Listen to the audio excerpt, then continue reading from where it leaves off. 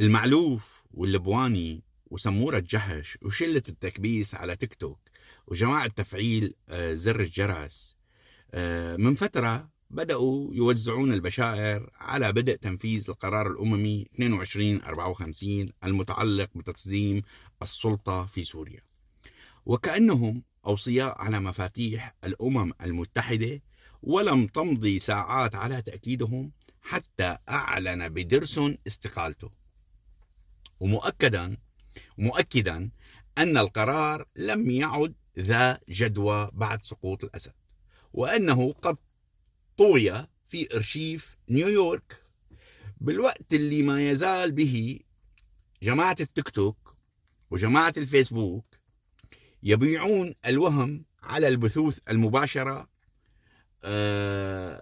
للناس الغبية اللي مثل حكايته. ولأعطيكم خبر هيك على البيعة، وزارة الخزانة الأمريكية أعلنت أنه كان في مباحثات ناجحة لإعادة ربط اقتصاد سوريا بالنظام المالي العالمي. شو بنفهم من هذا الحكي؟